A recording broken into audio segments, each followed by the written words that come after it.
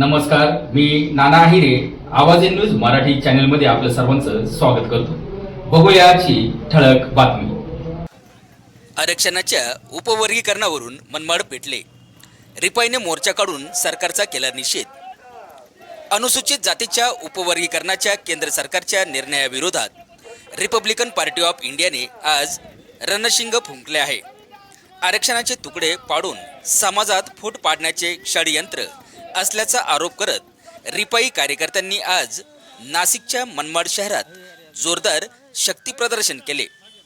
रिपाई नेते राजेंद्र आहिरे, जिल्हाध्यक्ष संजय भालेराव, कैलास आहिरे, रिपाई शहराध्यक्ष दिलीप नरोडे, आनंदा ठोंबरे, ताराचंद आहिरे यांच्या नेतृत्वाखाली निघालेला हा मोर्चा डॉक्टर बाबासाहेब आंबेडकर यांच्या पुतळ्याजवळ आल्यानंतर डॉक्टर बाबासाहेब आंबेडकर यांना पुष्पहार अर्पण करून अभिवादन करत हा निर्णय मान्य नाही, तो तातडीने मागे घ्या अशा घोषणांनी परिसर दाणानून गेला होता.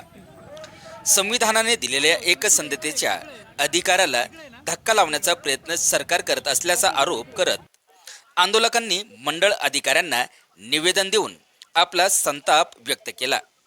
आता सरकार या आक्रमक आंदोलनाची दखल घेते की हा वाद आणखी चिघळतो हे पाहणे महत्त्वाचे ठरेल. खुशाल थोरात, आवाज इन न्यूज मराठी, मनमाड, नाशिक. तर आम्ही हा जो मोर्चा काढलेला आहे, तमाम जे 59 जाती आहेत ज्या एससीच्या, त्यांच्या वतीने हा मोर्चा काढलेला आहे.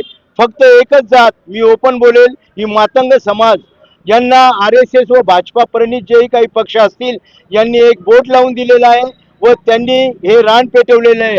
अत्यंत चुकीचं आहे. मी त्यांना डायरेक्ट आश्वासन देतो, त्यांना मी इशारा देतो की आपण जर हे उपवर्गीकरण न मागता आपण आरक्षण वाढवून द्या, आम्हाला 20% द्या आरक्षण, अशी मागणी केली तर संपूर्ण बहुजन समाजाचा त्यामध्ये फायदा होणार आहे. आणि जर उपवर्गीकरण झालं तर या ठिकाणी नुकसान मात्र त्यांचं होणार आहे.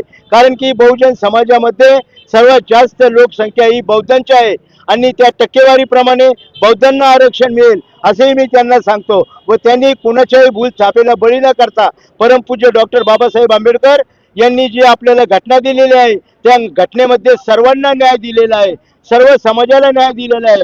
असा फक्त बौद्ध समाजालाच त्यांनी न्याय नाही दिलेला. परंतु बौद्धांची जी प्रगती होत आहे, कारण की बौद्धांनी कर्मकांड, यज्ञ, सर्व हिंदू देवदेवता यांना पाण्यामध्ये बुडवलेलं आहे, म्हणून त्यांची प्रगती झाली. ते शिकले, सवरले, IPS IAS झाले आणि हा जो मातंग समाज आहे ते आमोशा मागत फिरत होते, असे मी त्यांना इशारा देतो व त्यांनी हा उपद्व्याप थांबवावा. जर या ठिकाणी शासनाने जर लादण्याचा प्रयत्न केला, आमच्या अंगात जोपर्यंत रक्ताचा थेंब आहे तोपर्यंत आम्ही परमपूज्य डॉक्टर बाबासाहेब आंबेडकरांच्या घटनेला छेद लागू देणार नाही. जय भीम, जय महाराष्ट्र. या ठिकाणी आठवले साहेब शिर्डी मतदारसंघामध्ये उभे होते, त्यामुळे त्या भागामध्ये बरेचसे मातंग समाजाच्या लोकांवरती ॲट्रॉसिटीचे गुन्हे त्यांनी दाखल केले होते, ते इतर समाजा होते.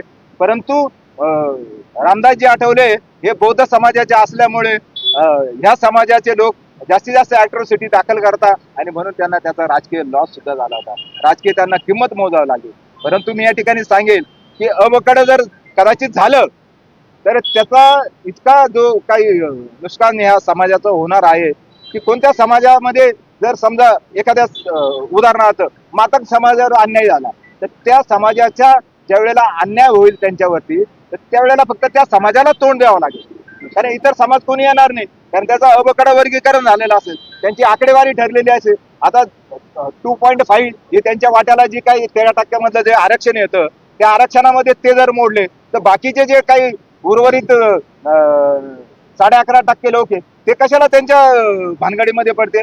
म्हणून याचा देखील या समाजामध्ये फूट पाडून जे ऐक्य आहे ते तोडण्याचा या ठिकाणी या जातीवादी मनवादी लोकांचा या ठिकाणी निश्चितपणाने एक विचार आहे. आणि म्हणून या समाजाने देखील या भूलथापांना बळी दिले नाही पाहिजे. कदाचित ते त्यांना यासाठी काही राजकीय किंमत देतील, कदाचित आर्थिक पुरवठा करतील, काही एखादे माना सन्मानाचे पदं देतील, पण ते पदं हे कायमस्वरूपी नसतात.